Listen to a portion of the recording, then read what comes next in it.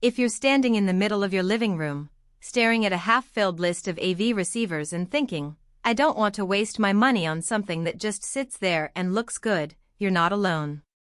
You've probably spent a few evenings scrolling through endless spec sheets, trying to figure out whether a 7.2 channel model will actually fill your space with immersive sound or just add another box to your entertainment center. The truth is, the right receiver can turn a decent home theater into a place where movies feel like they're happening around you, but the wrong one can leave you with a lot of unused inputs and a bank account that feels a little lighter. Link is in the description if you want to check the product details on Amazon. When I started digging into the Yamaha AVENTAGE RX A1080, the first thing I focused on was how it fits into the everyday setup most of us end up with. Most people don't have a dedicated server rack, a wall of speakers, or a room the size of a theater. Instead, you probably have a sofa, a couple of front speakers, maybe a soundbar, and a few surround speakers you've been meaning to add.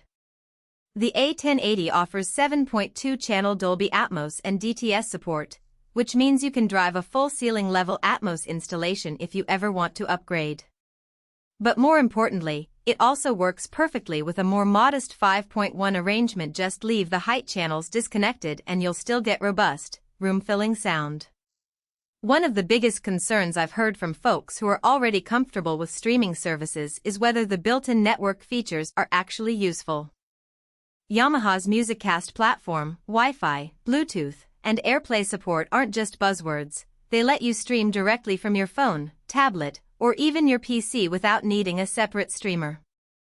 In practice, I was able to pull a Spotify playlist from my phone and have it play through the receiver's built-in amplification, and the transition was seamless.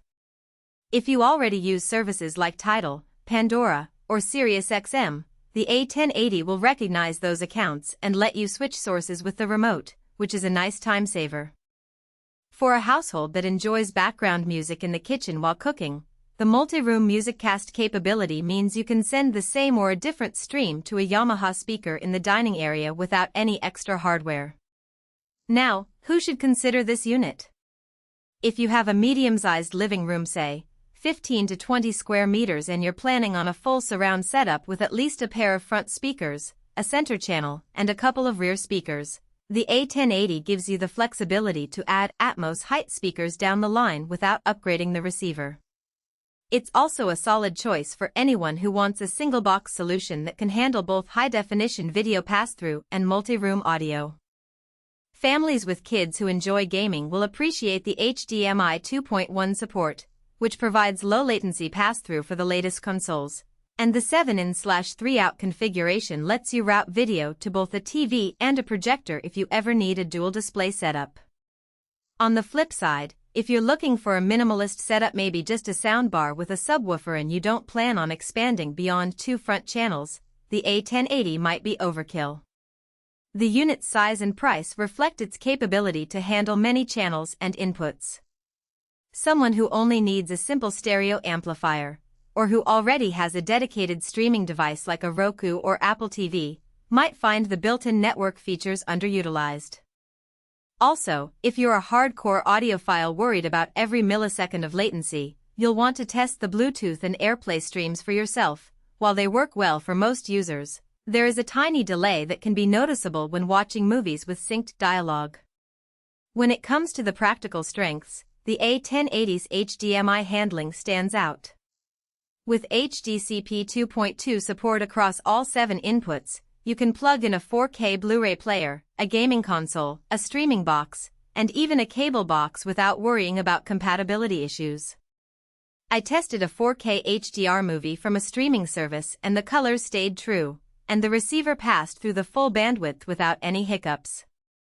The 3 outside of the HDMI ports means you can dedicate one output to a TV and another to a projector, keeping your main display crisp while feeding a secondary screen with the same source. Another practical benefit is the on-screen YPAO calibration.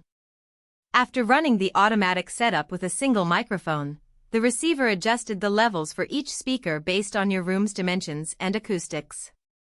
The result wasn't a perfect concert hall, but it definitely smoothed out the usual peaks and valleys that make some seats sound too loud and others too quiet. It's a useful feature for anyone who isn't comfortable spending hours manually fine-tuning each channel. Where the A1080 shows its hidden trade-offs is in the user interface. The remote control is packed with buttons, which can be overwhelming if you're not used to navigating a dense menu system. The